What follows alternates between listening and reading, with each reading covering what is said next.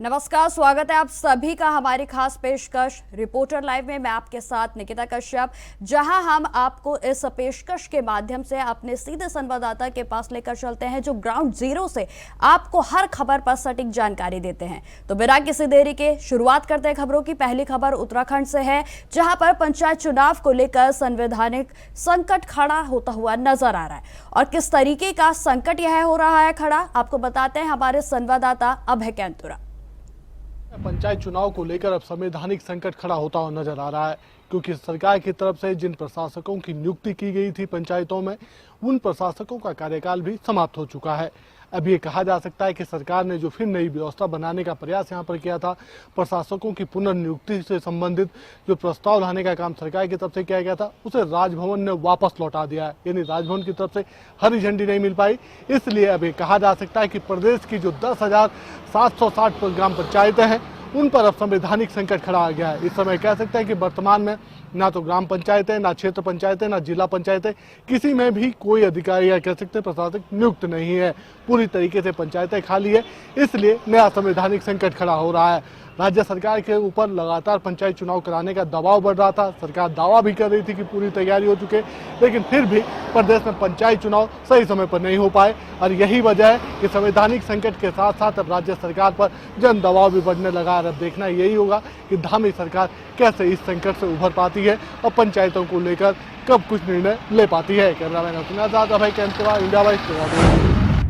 अब खबर उत्तर प्रदेश के आगरा से है, जहां 18 साल के छात्र के संदिग्ध परिस्थितियों में शव पेड़ से लटका हुआ मिला। और इस पर ज्यादा जानकारी दे रहे हैं हमारे संवाददाता जिशान अहमद।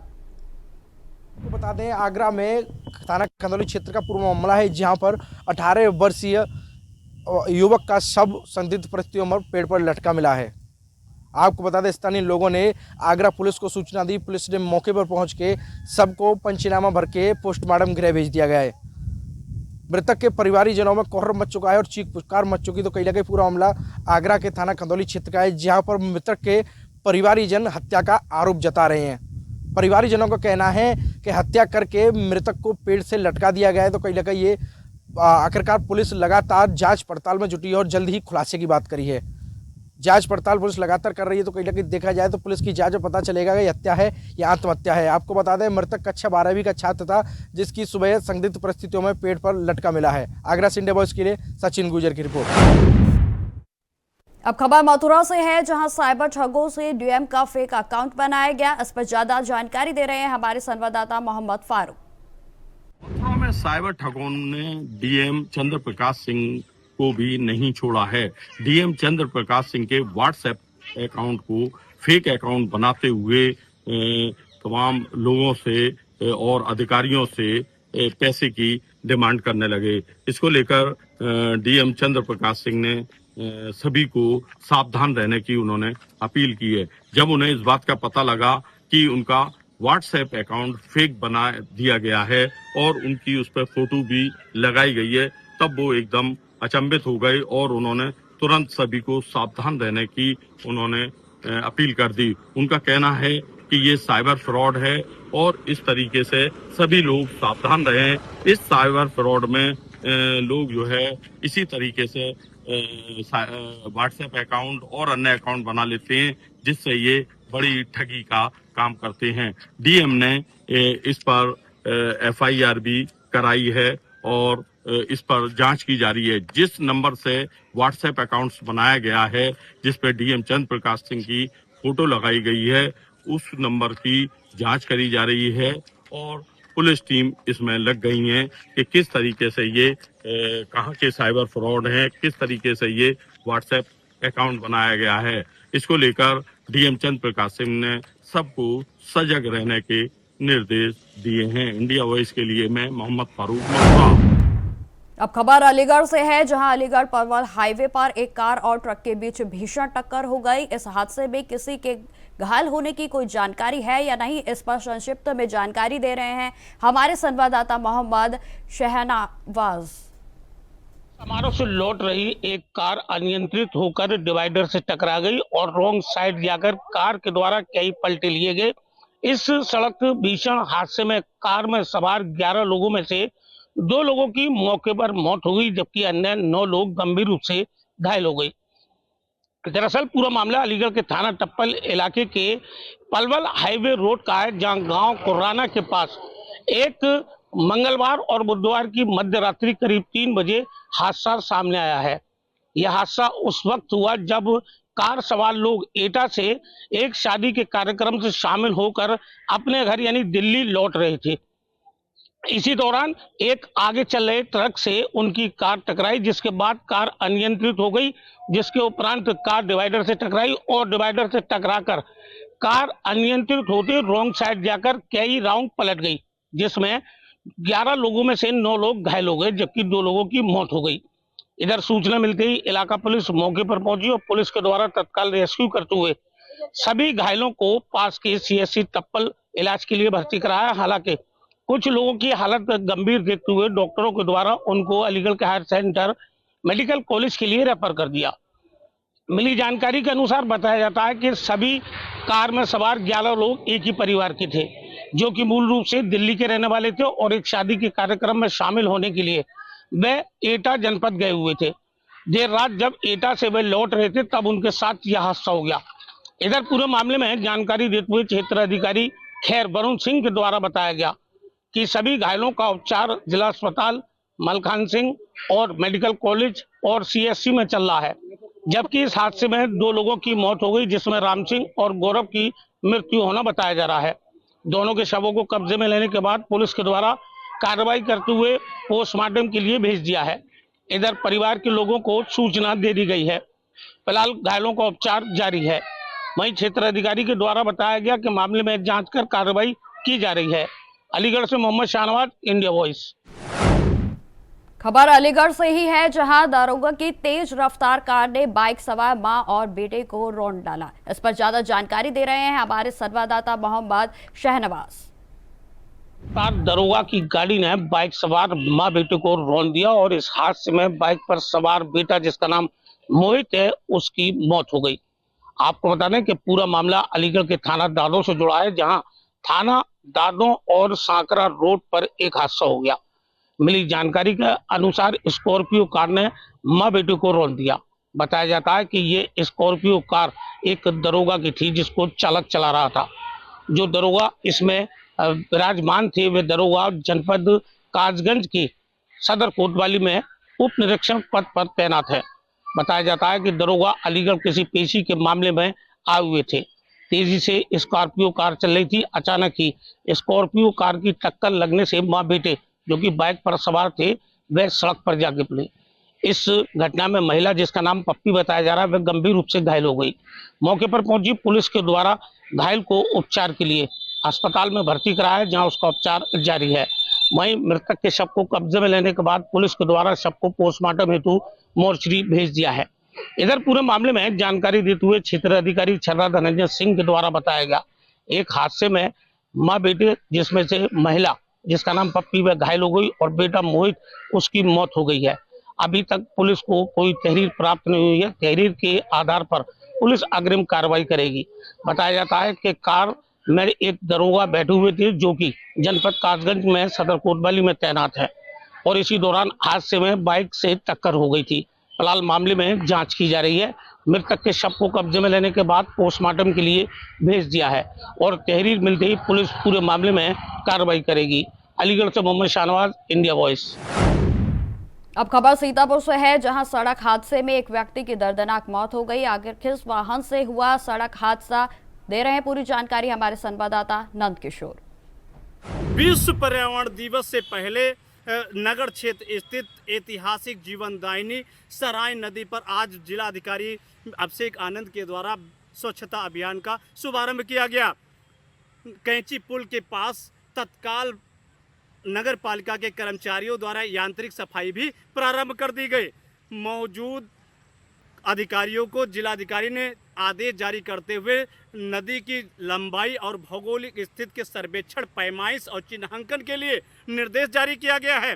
बताया जा रहा है कि नदी के किनारे किनारे लोगों के द्वारा अवैध कब्जा कर अपने अपने घर बना दिए गए हैं, जिनका सर्वेक्षण कर तत्काल प्रभाव से कब्जा मुक्त कराने के भी अधिकारियों को जिलाधिकारी ने निर्देश जारी किए हैं। अब देखने वाली बात होगी कि सराय नदी के दिन कब बहुरते हैं और सराय नदी कब तक स्वच्छ हो जाती है और लोगों को जीवन देने वाली सराय नदी कब तक कब्जा मुक्त होकर स्वच्छ होती है। सीतापुर से इंडिया वॉइस के लिए नंद।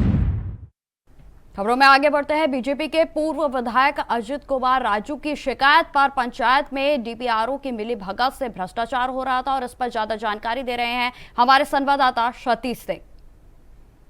मुख्यमंत्री के निर्देश पर आज संबल डीपीआरओ की जांच होने जा रही है। मुराबाद से टीम आई है, 3 सदस्यीय टीम जांच करेगी। हम आपको बताते चले कि पूरा मामला संबल जिले के गुन्नौर तहसील से जुड़ा हुआ है, जहां पर पूर्व विधायक अजित सिंह उर्फ राजू ने इनकी शिकायत मुख्यमंत्री को करी थी और वहां से निर्देश आया है कि जो डीपीआरओ हैं उनकी जांच की जाए। मनरेगा पंचायत के प्रतिनिधि का भ्रष्टाचार का इन पर आरोप लगा है। इसकी जांच करने के लिए 3 सदस्यीय टीम मुरादाबाद से संबल पहुंचती है और पहुंचने का मुख्यालय में आज उनसे बात की जाती है। डीपीआरओ पर कई आरोप लगे जा रहे हैं कि भ्रष्टाचार के आरोप लग रहे हैं कि जो प्रतिनिधि आती है गांव में वो पैसा नहीं लगाया जाता है, मिली भगत से डीपीआरओ को पैसा पहुंचाया जाता है प्रधान द्वारा। ये भी बताया गया है कि इसमें जो कि मनरेगा का पैसा आता है उसमें ज़्यादा लोगों की हाजिरी लगाकर दिखा दिया जाता है और उनसे पैसे जो उनके खाते में जाते हैं वो पैसे वापस ले लिए जाते हैं। अब देखना होगा डीपीआरओ के खिलाफ इसमें जांच के आधार पर कार्रवाई की जाएगी या क्या इनके खिलाफ भ्रष्टाचार के जो आरोप लगे हैं सिद्ध हो पाते हैं। कैमरामैन प्रसन्न के साथ मैं Satish Singh, India Voice News Sambhal. खबर प्रयागराज से है, जहां समाजवादी पार्टी कार्यालय के बाहर पोस्टर लगाया गया है। क्या कुछ है मामला, बता रहे हैं हमारे संवाददाता शोएब अब्बास।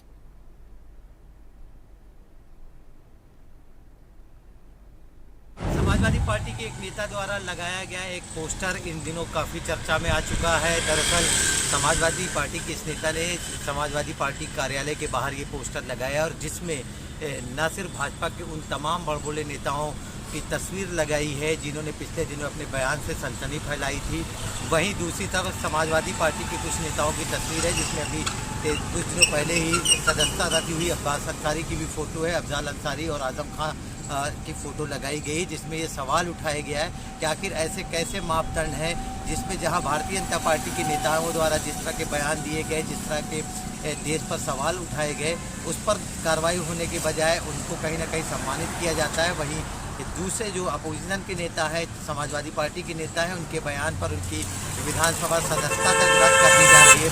इस तरह के तमाम सवाल उठाए गए इस पोस्टर के जरिए। न सिर्फ जो न्याय व्यवस्था उस पर भी सवाल उठाया गया है कि किस तरह से पिछले दिनों भारतीय जनता पार्टी के कुछ नेताओं ने जो बयान दिए थे जिस पर उन पर कड़ी से कड़ी कार्रवाई होनी चाहिए, लेकिन वो अभी भी आराम से टहल रहे। वहीं समाजवादी पार्टी के अफजाल अंसारी के बयान को भी ये हवाला देते हुए कहा गया कि एक बयान के जरिए उनकी विधानसभा की सदस्यता रद्द की कर दी। हालांकि अब ये पोस्टर काफ़ी चर्चा में है, इस पर तमाम तरह की चर्चाएं रही, दोनों तरफ से इस पर बयानबाजी दी जा रही है, लेकिन ये चर्चा के जरिए जिस तरह से सवाल उठाए गए हैं इस पर आगे आने वाले दिनों में क्या राजनीतिक रुख अख्तियार करता है इसका इंतजार करना पड़ेगा। लेकिन ज़रूर ये कहा जा सकता है फिलहाल समाजवादी पार्टी के इस नेता के इस पोस्टर की अब चारों तरफ चर्चा हो रही है। Shoaib India voice Prayagraj.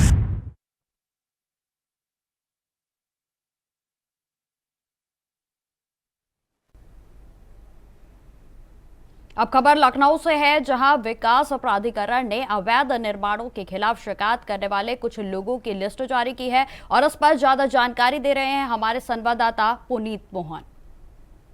उत्तर प्रदेश का आवास एवं शहरी नियोजन लगातार लोगों से अपील करता है कि उन्हीं मकानों को खरीदिए जो एलडीए से अप्रूव्ड हैं और जो मकान सभी मानकों को पूरा करते हैं, रेरा से अप्रूव्ड हैं। वहीं एलडीए ने कल कार्यवाही करते हुए कुछ लोगों की लिस्ट जारी करी जो लोग बिल्डरों के अवैध निर्माण की शिकायत करते थे, उनको ब्लैकमेलर बताया। लेकिन एलडीए की इस कार्यवाही पर सवाल खड़े हो रहे हैं क्योंकि पूरे शहर में बिल्डरों के अवैध निर्माण का मकड़ जाल है और एलडीए अपने अधिकारियों पर कार्रवाई करने की बजाय जाहिर तौर पर जो शिकायत करता है उन पर सवाल खड़े करते हैं। एक ऐसा ही निर्माण हम आपको दिखा रहे हैं जो लखनऊ में खुजौली गांव पर है। नगराम रोड है, ये मेदांता से सीधे नगराम रोड आती है। अब ये आप रो हाउसेस देखिए जो लाखों रुपए में बेचे जा रहे हैं। आप ये जो मकान बने हुए देख रहे हैं, मैं अपने कैमरा पर्सन से कहूँगा कि आपको दिखाने का कष्ट करें। इन मकानों का ना तो लखनऊ विकास प्राधिकरण से किसी तरह का कोई नक्शा पास है, ना ही ये मानकों को पूरा कर रहे हैं और एलडीए के अधिकारियों की मिलीभगत से